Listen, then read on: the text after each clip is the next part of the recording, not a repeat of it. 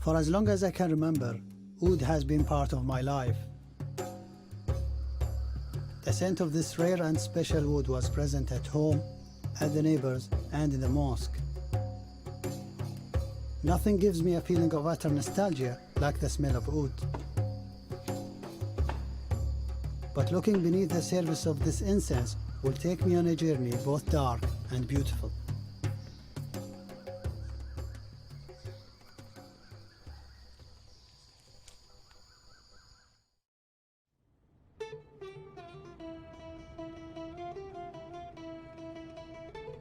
The scent of oud is part of life not just in Qatar where I live, but in most of the Arabian Peninsula. More oud is burned here than anywhere else in the world.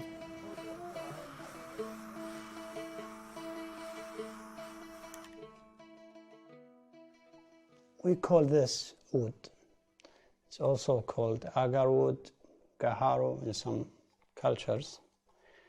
It comes mainly from India and Southeast Asia.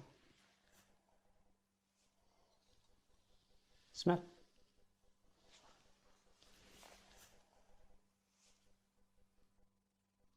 Yeah. Well, to you it might be weird, but to me it's really good because I'm used to it since I can remember. It's like you dipped the wood in a very nice perfume. Could you describe the smell? Happiness, I guess. It's so deep in my subconscious. When I use it now, it makes me feel better. Everyone has their own associations with oud, but above all, it's a communal thing, used to welcome guests or share with family and friends. Yet in recent years, that story has been changing. These wooden chips have become incredibly expensive, and each year, the high-quality oud we thought would be there forever when we were growing up becomes harder to find. This is the alley of perfumes in the old souk. Since oud becoming rarer and rarer, I will see now what they have to offer. تقول هذا كم بودي؟ وهذا كم سعر الكيلو؟ هذا الكيلو 120,000. 120,000. 120,000 riyals is $34,000, which per kilo is the current price of gold. Yeah, this is much better.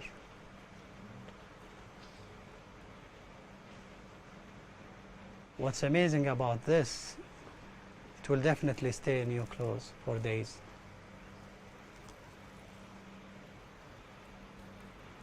However, the price is too much and I can't afford it. Someone who's been selling oud for decades is Mohammed Al-Dalemi.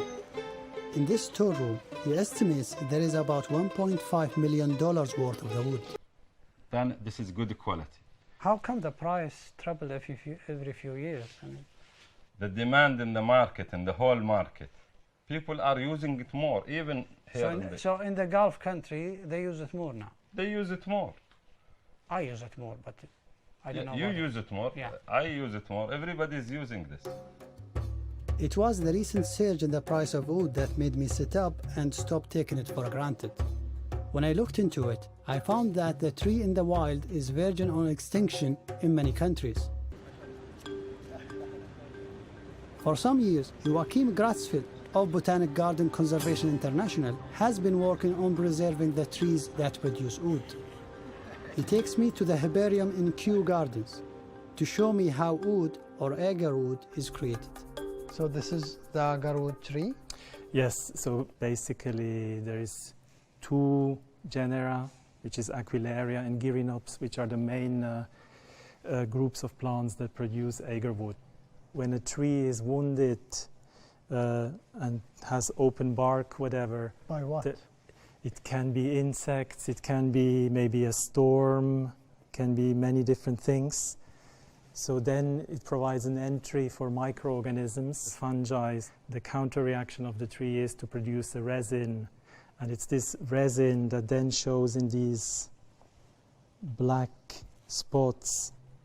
The sad truth is that the tree only becomes valuable when it's infected and generating antibodies in the form of agarwood.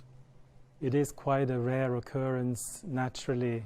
Sort of one in 10 trees, as I said before, is sort of usually shows signs of agarwood production, while the other plants in the same population may not necessarily have agarwood, and that's why it's a very rare resource. When you are in the field, this is very difficult to see whether a tree has produced agarwood or not. So that's one of the reasons why they are often indiscriminately felled, just to see whether they have it or not. And this is one of the reasons why the species have become so threatened these days.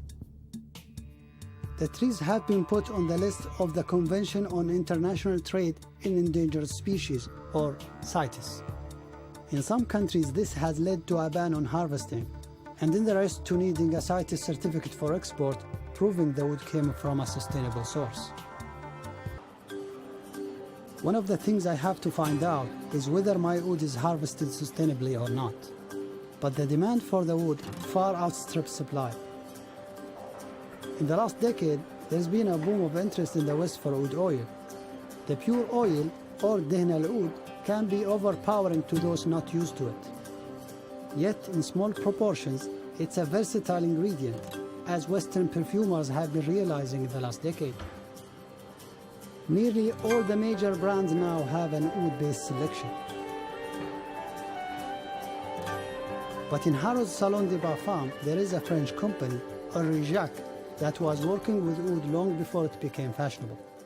This is one of our most special blends. Going to try. It contains the henna-oud, patchouli, amber, vanilla. Great. And how much is this one? It's 890 for 15 milliliters. Wow.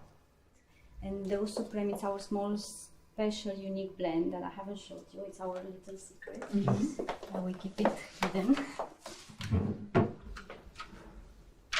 This is a very beautiful blend that we only show it to the most prestige customer, the connoisseurs who can appreciate this beautiful.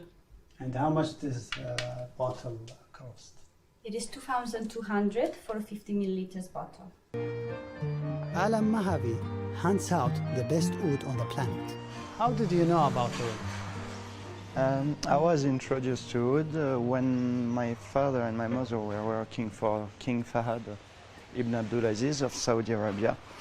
When I was 14 years old, the king gave some as a present to my father for his job, and I kept it preciously. I started to burn small piece by small piece, and then I was in love with this agarwood. What is your profession these days? My profession, I'm an agarwood seller, and the other parts I work for some special customer, I would say, to look for some very high-grade agarwood. As the sun goes down, Alan shows me some of his wares. I brought you a few,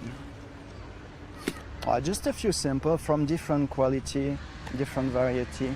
This one is the last piece that I kept from the king. My last piece from the king.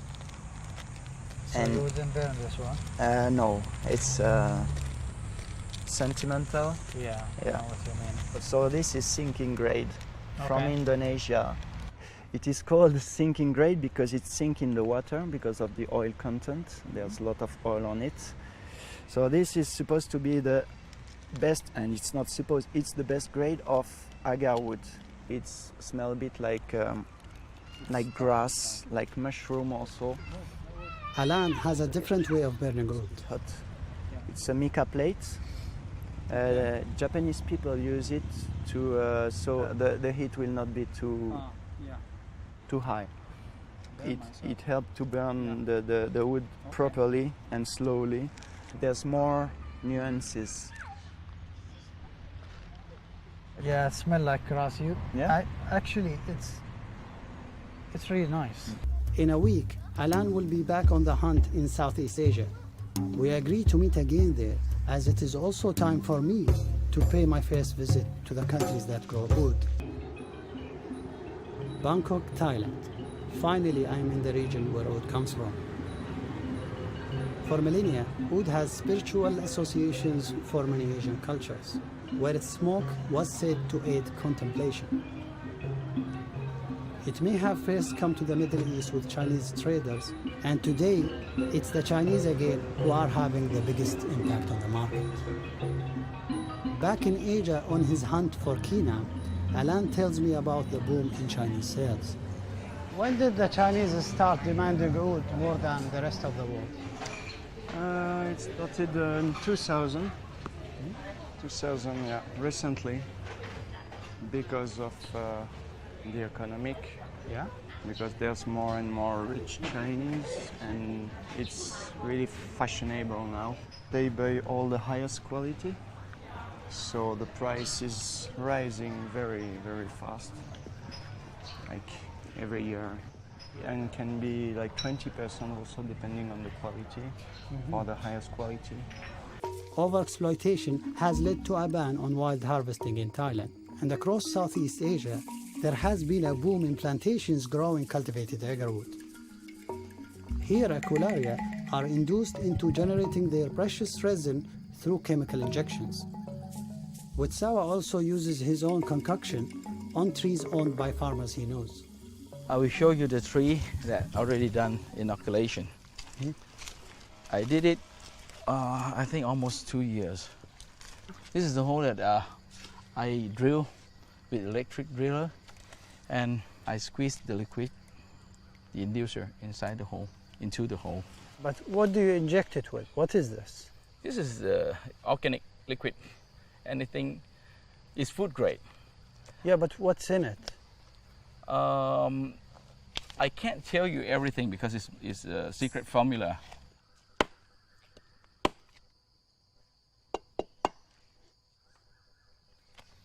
You can see the ring.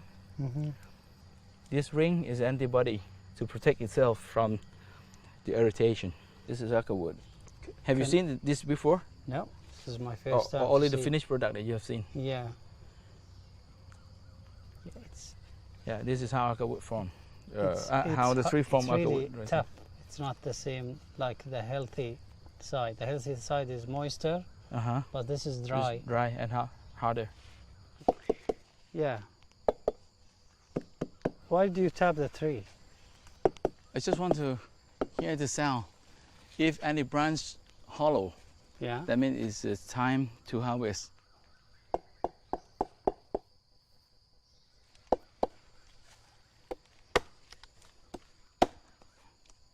Yeah, it's ready to harvest. This one is good enough for a normal grade, not a super grade. After the agarwood has been harvested, it still needs to be separated from the healthy wood around it. This is a wood piece.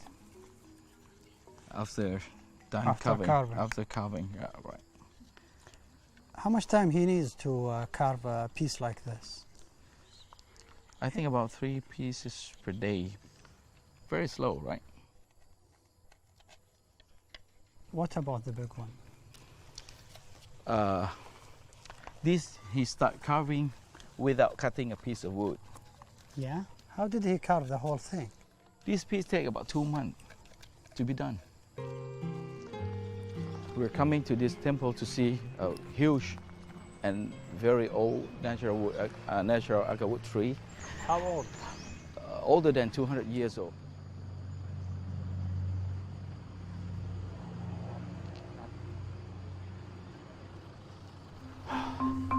It's very expensive. มีใครมาเสนอขอซื้อไหมอะไรไหม มีแต่ว่า เห็น ทาง ว่า วัดจะไม่นั้นมีญี่ปุ่นมา He said Japanese people แต่ว่าเรา offering เท่าไหร่นะเขาก็เสนอมา ตอนนั้นไม่ได้บอก เขาไม่ได้บอกราคา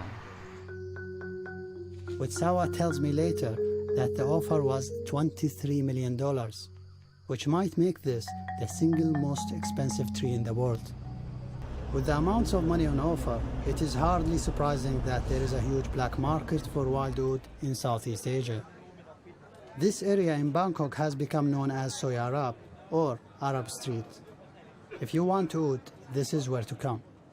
In lots of these shops, there are chips openly being sold from Cambodia, Sri Lanka, Burma, all countries where wild harvesting is banned. How does it come here? I thought it's illegal. But nobody wants to tell the truth. When you ask them, they keep telling, oh, I make it legally. But when you ask about the document, they don't have anything to show you. Mayam is an Orang Asli, one of the indigenous people of Malaysia. Aid? Okay. He makes his living from harvesting what the forest provides. Top of those provisions these days is oud, known here as gahari.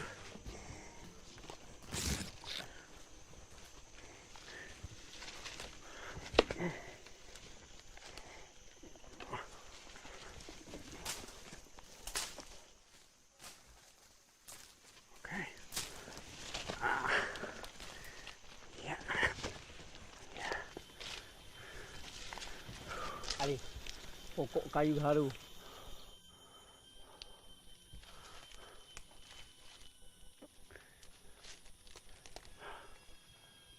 And there it is, the first oud tree I've seen growing in the forest. Tambah ambil lagi isi. Do you have other tree like this in the forest? Lebih kurang dalam 8 pokok, tapi tidak dekat-dekat, jauh-jauh. Do you think the tree still has a future here?